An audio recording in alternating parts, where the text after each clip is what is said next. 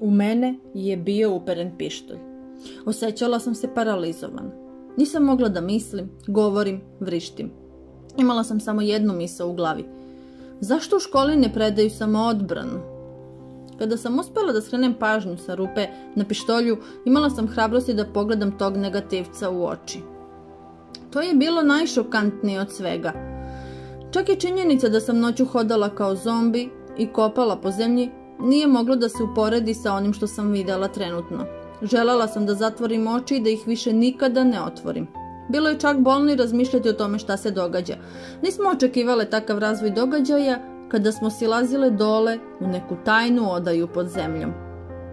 Nas 3 smo zaključile da je to neka ilegalna laboratorija, ali nažalost nismo imale dovoljno vremena da sve proverimo kako se nešto pokrenulo i vrata zaključala. Uzele smo telefone i želele smo čak da pozovemo pomoć, ali nije bilo veze. Bilo je vrlo teško ne paničiti. Sanja nije mogla da podnese i počela je da plače. Ivana je počela da je smiruje. Sumnjičavo sam gledala oko sebe. Šta je to bilo? I zašto je to bilo na teritoriji kuće mog očuha? Svuda je bilo prenosnih računara, ekrana, mašina, malo dalje frižidera sa medicinskim priborom. Sve je bilo potpisano, ali na latinskom ili na nekom drugom jeziku. Nisam mogla da razumem ni reč. Kao da sam u nekom drugom svetu i jednostavno nisam mogla da povežem šta se u tom trenutku dešava. Kada smo se smirile, počele smo da dodirujemo sve zidove, pritisnemo svu dugmad i povučemo poluge, ali činilo se da bunker spava. Ništa nije uspelo. Odjednom je Ivana pritisnula neko dugme i nagazila na nešto i vrata su se otvorila. Pogledale smo se i prišle bliže.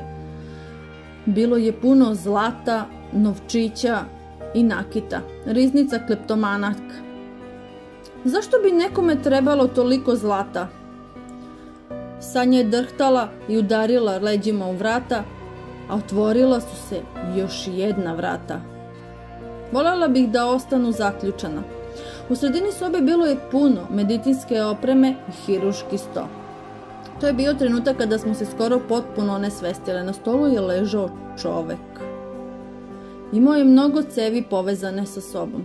Bilo je kapanja, ali tečnost je bila svetlo crvena. Bilo je zastrašujuće. Čovjek je disao kao da spava, ali jednostavno ga nismo mogle probuditi. Odjednom smo čule kako se vrata otključavaju, ali se uopšte nismo osjećale srećno zbog toga. Želele smo da se sakrijemo, ali to su uspele samo moje drugarice. Imala sam vremena samo da pobegnem iz sobe. I bila sam užasno šokirana onim što sam videla. S pištoljem u ruci stajala je moja mama. Ali zašto? Moja mama, moja ljubka mama. Da li stvarno želela da me ubije? Nije verovala u ono što sam videla. Kada sam se sabrala, primetila sam da je stala. Kao da je bila pod uticajem nečega. Droge? Šta se zapravo dešavalo? Pokušala sam da razgovaram s njom, ali da je nagovorim, ali ona je ćutala i nikako nije reagovala i neočekivano sam videla Jovana iza njenih leđa. Moj očuh! Dakle, on je bio iza svega. Nasvešio mi se i rekao, znao sam da ću imati problema s tobom. Pokušala sam da ga nateram da razgovaramo, da se igramo neko vreme. Nisam znala ko može da me spasi, ali to je uvek funkcionisalo u filmovima. Počela sam da postavljam pitanja. Činilo se da ga drži predugo u sebi i bilo je pravo vreme da sve podelim, jer ne bih napustila ovo mesto živa. Ispostavilo se da je pokušavao da stvori novi gen za stvaranje nadljudi. Međutim, do sada je uspeo da stvori samo neke kleptomane. Njegovi ispitanici želeli su noću i šetali poput zombija i krali su zlato i nakit.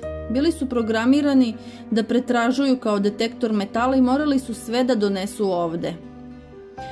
Bio je to vrlo dobar posao. Jovan nije očekivao da ljudi u našem gradu imaju toliko finansija. Mnogo blaga je naravno iskopano u baštama na teritoriji nekih kuća. Većina lokalnih ljudi nije ni slutila da ima toliko zlata oko sebe. Zbog toga sam bila sva prekrivena zemljom. Ubrizgao mi je i taj lek. Iako je mnogo poboljšan i nije doveo do smrti. Prema njegovom mišljenju bila sam srećna devojka.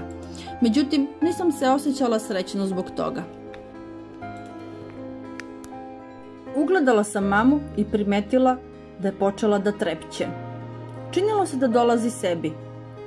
Još uvijek je imala pištolj u ruci. Zaista sam se trudila da ne buljim u nju i nastavila sam da razgovaram sa svojim očuhom. Bez ikakvih sumnji on je nastavio. Ispostavilo se da nismo bili prva njegova porodica o kojoj se tako reći brinuo.